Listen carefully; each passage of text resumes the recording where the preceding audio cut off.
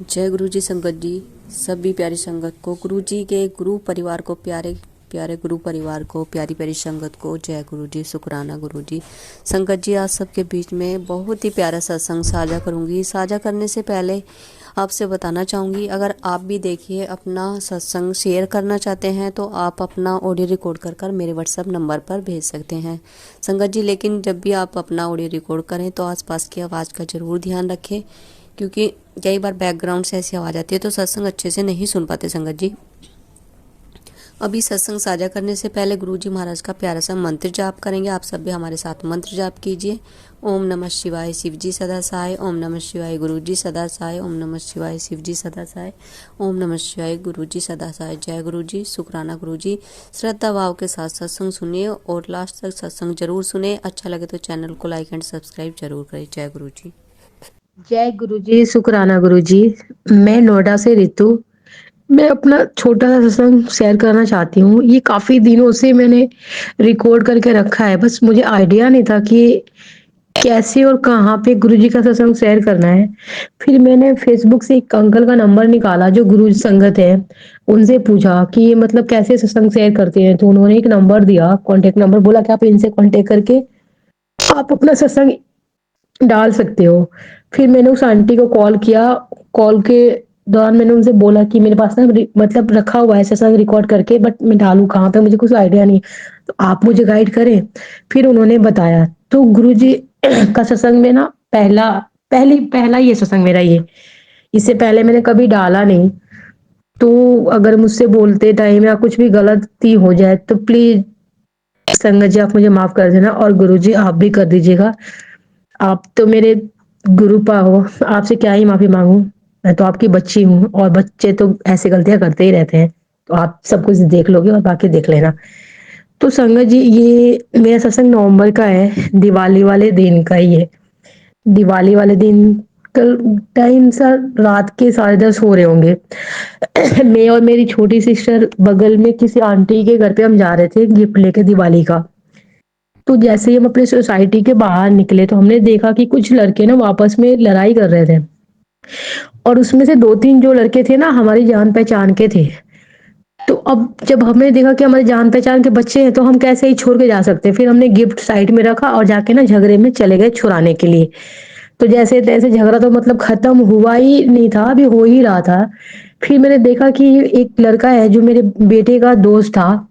मेरा बेटा उस लड़ाई में था नहीं, वो कहीं और था, लेकिन वो लड़का जो दूसरा वाला था उसका दोस्त, उसे कॉल करके उसे बुला रहा था कि यहाँ पे लड़ाई हो गई, आ जाओ। तो मैंने ये देख लिया कि वो उसको बुला रहा है। मैंने उसे मना किया कि उसे क्यों बुला रहे हो, अब तो लड़ाई खत्म हो रही है, और क्यों बुलाना किसी को उस, क्योंकि मेरा बड़ा वाला बेटा थोड़ा गुस्सा वाला ज्यादा है, वो आता है तो बात बिगड़ ही जाता है, इसलिए मैंने उसे मना किया। उसके बाद ना थोड़ा सा झगड़ा कम हुआ तो हम लोग ऊपर चले गए, जिनके घर जाना था हमें, और जिनके घर गए थे ना उनका भी बेटा उस लड़ाई में था, तो उससे हम साथ लेके चले गए। जब ऊपर गए हम जाके अभी बैठे भी नहीं थे, अभी खड़े ही थे, तभी उनके बेटे के पास कॉल आया कि आदर्श को चोट लग गया और वो हॉस्पिटल में एडमिट है। आदर्श मेरा बड़ा बेटा हमारे जाते ही शायद वो लड़ाई में आ गया था, और उसे ना पत्थर लग गया था उसके आंखों के आगे, बहुत ज्यादा ही, मतलब बस आंखें बची गई थी, 1 इंच भी नहीं बचा था, बहुत ज्यादा चोट लगा था। वो हॉस्पिटल में एडमिट हो गया था, बगल में कोई हॉस्पिटल था उसमें लेके चले गए थे उसके दोस्तों। उसके बाद मैं और मेरी सिस्टर जब हॉस्पिटल गए, डॉक्टर ने उसे एडमिट कर लिया। एडमिट करने के बाद उसे टाँके वूँके लगे, अंदर भी मतलब 7-8 टाँके आए, ऊपर भी उसे 6-7 टाँके आए। डॉक्टर ने बोल दिया कि इसकी जो हड्डी है वो वहाँ से क्रैक हो गई है आँखों वाली, और उसकी आँख खुल नहीं रही थी, उसे एडमिट कर लिया। उन लोगों ने बोला कि कल इसे एमआरआई कराएँगे, और पता नहीं इसका क्या ही है, इसका मांस-वांस फट गया है वहाँ का। तो उन्होंने पैसे मतलब 1.5-2 लाख रुपया बता दिया था चार्ज, कितना लगेगा। सही के संगत जी, मेरे पास इतने पैसे नहीं थे और ना ही आज भी नहीं है। मैं तो सुन के मुझे तो पसीने आने लगे कि इतने पैसे मैं कहाँ से दूंगी। मैं तो एकदम मतलब बैठ गई नीचे, और फिर मैंने गुरुजी को बोला, गुरुजी आप देख लो, आपको सब कुछ पता है, आपसे कुछ नहीं छुपा, आपका बच्चा है, आपको जो करना है आप करो, मुझे कुछ नहीं पता क्या होगा क्या नहीं। मैंने गुरुजी को मन में बहुत मतलब याद किया कि प्लीज गुरुजी कुछ तो करो आप। उसके बाद मेरी बहन का बेटा मतलब मेरी बहन का पति आया, उसने बोला कि दी क्या करना है बताओ आप। मैंने कहा कि देखो मेरे पास तो इसमें पैसे नहीं है, तुम्हें ही पता है।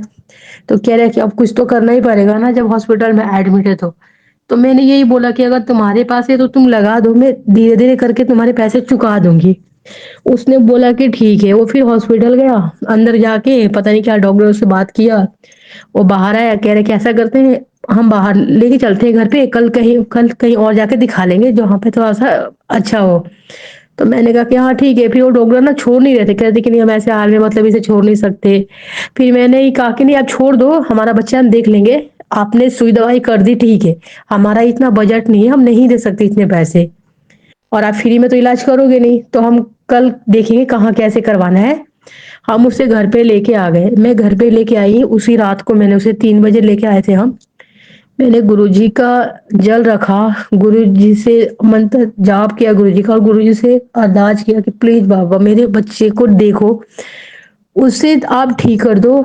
कहीं हमें जाने की जरूरत नहीं है जब तक आप मेरे घर में हो, और आपका जल प्रसाद मैं उसे दे रही हूँ। और मैंने उस दिन से जल प्रसाद देना शुरू कर दिया, सुबह शाम। उसकी आंखें, मुझे लगा नहीं था संगत जी कि इसकी आंखें खुलेगी, इतनी बुरी हालत थी उसकी आंखों की कि कोई भी देखे तो डर जाता था।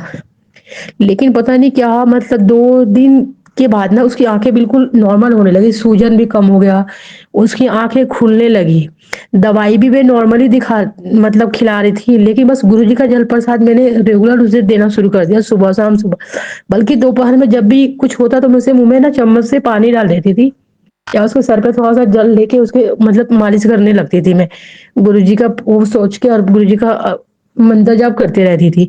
मेरा बच्चा बिल्कुल ठीक हो गया। ये सब गुरु जी के कारण हो पाया, और गुरु जी ने उसे ठीक किया। तो संगत जी गुरु जी बहुत भरी महिमा है उनकी, वो कुछ भी कर सकते हैं, और जब तक वो हमारे साथ है ना तो हमारा कोई कुछ भी नहीं कर सकता, हमारा एक बाल भी बांका नहीं कर सकता।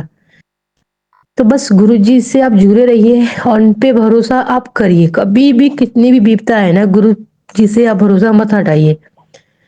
गुरु जी सब संभाल लेते, सब कुछ उनके आगे छोड़ दो, फिर देखो अपनी नैया कैसे पार होती है। तो चलिए संगत सब मिलके गुरु जी का एक बार मंत्र जाप कर लेते हैं और फिर इस सत्संग को विराम देते हैं। ओम नमः शिवाय, शिव जी सदा सहाय। ओम नमः शिवाय, गुरु जी सदा सहाय। जय गुरु जी, शुक्राना गुरु जी, अनंतम अनंतम शुक्राना मेरे मालिक। गुरुजी संगत जी, अगर सत्संग साझा करने में आंटी जी से मुझसे कुछ गलती होगी हो तो प्लीज़ हमें क्षमा करें। संगत जी अभी हम सत्संग को यहीं विराम करेंगे। विराम करने से पहले फिर से गुरुजी महाराज का प्यार सा पवित्र मंत्र जाप करेंगे। ओम नमः शिवाय, शिव जी सदा सहाय। ओम नमः शिवाय, गुरुजी सदा सहाय। ओम नमः शिवाय, शिव जी सदा सहाय। ओम नमः शिवाय, गुरुजी सदा सहाय। जय गुरुजी, शुक्राना गुरुजी। गुरुजी महाराज इसी तरह हमेशा अपने चरणों से सभी संगत को जोड़े रखें, सभी संगत को ब्लेस करें। Love you Guruji.